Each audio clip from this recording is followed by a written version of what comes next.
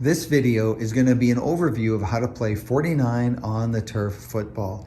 You can see my setup here. This is my typical setup, although I'm missing a stat tracker sheet that I typically have there, but I'm not actually playing this game, which is actually the 2010 Super Bowl between the 2010 Pittsburgh Steelers and the 2010 Green Bay Packers, a game that was played at Cowboy Stadium in Dallas.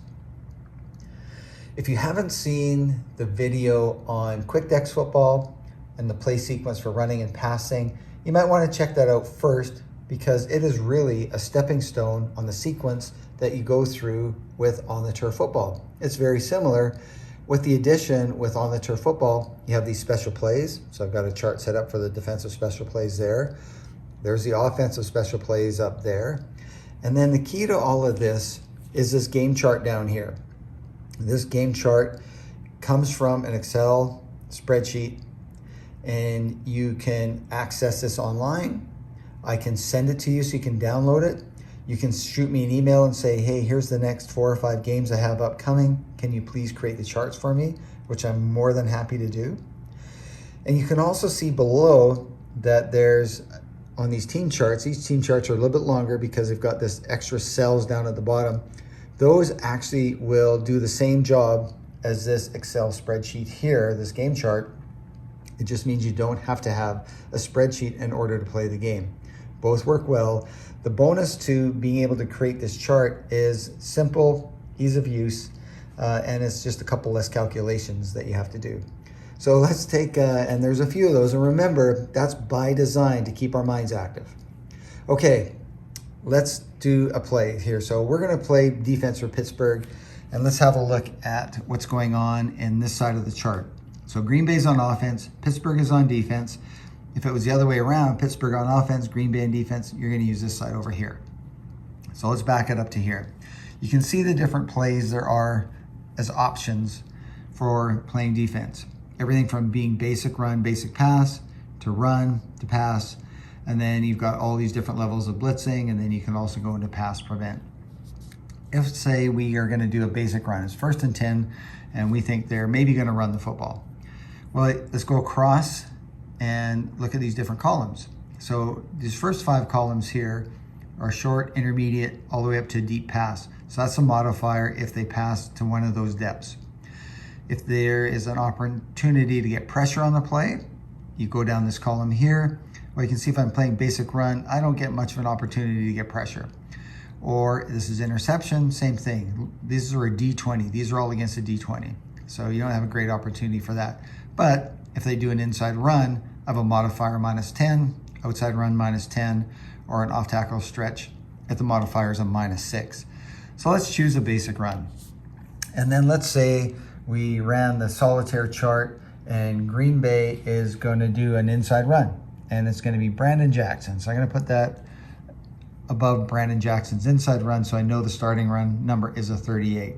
So now you're going to modify that 38 by the defensive play that was called. In this case, it's a -10. So the running number is a 28. And then you're going to turn over a game action card to see if there's any fumbles or penalties. But then also, these are the cells here for modifying running. In this case, it's a -8. So that would take the number down to 20. So then we're going to turn over a results card. And the results card, along the top here, this is to determine if the pass is completed or not. Down over here is the yardage for passing. And here in the blue is the running yards. And you can see there are 10 number sequences along the top. His final number was a 20, so it was going to end up being just a 2-yard game. So Brandon Jackson picks up 2 yards for Green Bay. That makes it 2nd down and 8. You can see that if we'd gone with a passing play, say we were going to do pass instead of run, or instead of basic run, you would add 7 to that number. It would not have really changed the outcome of it, because the final running number, well, it would have been an extra yard, right? Because it would have been the 38, and now we come down here and we were playing pass instead. So 38 plus 7 is 45, and then we had -8 is 37. So then we'd look over here and it would be a 3-yard gain instead of a 2-yard gain. It doesn't seem like much over the course of a game. Half yards and yards, they really do start to add up. You do have a couple of options on special plays against the run. And they are, if you want to watch the run inside, or you can watch if you think they're going to run outside. Here's the results if you're going to do that. So it's risk reward. If they do run inside, you would -10. Remember, each 10 numbers is about a yard. So you watch inside, you're maybe going to stop a yard. If they run outside, you're going to give up a yard. But the downside too, though, is if they pass, they get +10 on their yardage number, and you only get -2 on pressure. So those are the risk rewards for it. That's pretty much it for a running play. Okay, so now let's go to a passing play. So 2nd down and 8. Pittsburgh's not quite sure yet what Green Bay's going to do. So rather than going all out with a pass, we're just going to do a basic pass. And let's say Green Bay is going to try an intermediate pass, and it's going to be to their all-star Greg Jennings. Intermediate pass shows it's a 70. If you haven't seen the other video yet, the columns are, this is player selection. You can roll a D20 for that. This column here is for the completion percentage, and then this column here is the yardage number. So you first have to decide if the pass is complete. So you start with that number, it's a 70. Then you're going to modify it. It's an intermediate pass, and so the modifier is -4. So that would make it 66. Now you're going to turn over game card and see if there's anything else going on here. Well, there's nothing here, so you don't have to worry about that. You'll see how that works in a bit. Same with passing yards, but this is the key right here. Pressure. How do you know if you get pressure?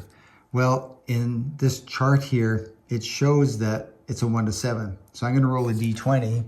So I got a nice black and gold dice here for the Steelers. If it was between a 1 and a 7, they would have got pressure on. In this case, they did not get pressure. So you're just going to carry on as normal. So the number is a 60, what did we say? Is a 66. And so you're going to turn over a game card, and I'm just going to use the same one that's right here because this shows a couple of things that are going on. 66 first shows that the pass is complete.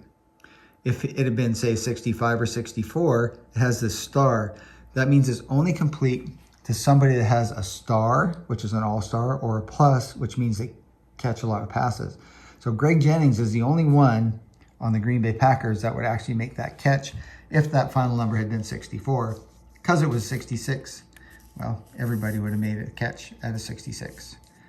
There's also a blank, means that it's just incomplete.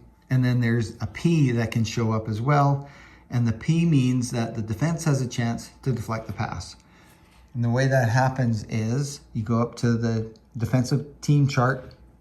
You can see where it says pass deflection. And Pittsburgh was pretty good that year on deflecting passes. It's a 1 to 14. You got to come back over to your dice tower, roll a dice up, 1 to 14. It is, somebody just got their pinky finger on the ball enough to deflect it to make it incomplete. Had that been a 15 to a 20, then the pass would have been complete. It basically becomes a catch or no catch ball. Okay, pass is complete. Now we got to decide the yards. We start with Greg Jennings' number, which is 47. You're going to modify it by this number right here. If there is a number, this is 0, so it still stays a 47. So you're going to turn over the next card and look at the cell. Now remember, this is passing down here, and the 40 to 49 is where the 47 comes in. It's a 6.5 yard gain. So it would now be 3rd down and 1.5 yards. But that is basically how you get through a passing play. Choose your pass. Once the defense is decided, modify it by their choice. Modify it by here. And remember, there could be a call for an interception here. There could be a penalty on the play, and there could be fumbles as well. But I'll let you kind of see how all that works as you watch through some of the videos and get a chance to see some of my gameplays that I'm going to be posting hopefully soon. Depending, of course, when you're watching this video. Okay, let's look at defensive plays, special plays. And the things that you can do are things like do a zone cover, short, medium, or long. So say you decided, okay, I want to do a medium depth zone coverage. Well, it really only works best if the offense throws a medium pass. So this is the modifier to the completion percent, modifier to the yardage number. So if they do throw a medium pass, boy, you chose well, you can really stop a play. If If they choose something different, you hurt yourself. And just like when you chose a running play, there was an effect on the pass. Here, if you select this zone cover, which you can only do if you're playing basic pass or pass, well, there's a modifier for running in case the defense runs. You get a chance to double receivers. You can put the safety up in the box, which is a pretty effective way of doing things. Other things, you can key running backs and do quarterback spies. That's the defensive plays. Now let's take a quick look at some of the offensive plays, things that you can do.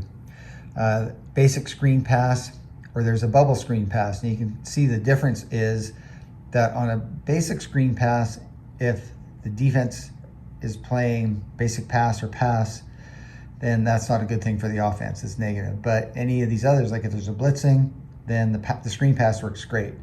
The bubble screen works great when the defense is playing in the basic run or basic pass, because you'll find that those are the easiest defenses to play. And so this is just a way to overcome that in case the defense is playing too much basic. You get a chance to overcome it. Other things you get to do, play action. You can keep extra pass blocking in. You can do different formations. You can do zone read runs, read pass options, draws, jumbo package. And of course, at the end of the half, when you're trying to get out of bounds or stay in, to manipulate the clock.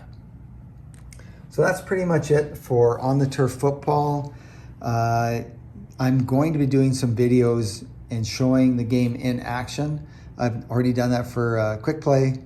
And so keep your eyes out for that. If you have any questions, definitely shoot me an email at grant.fines@icloud.com or post on the Facebook page. I seem to be most active on the Facebook 49 football page.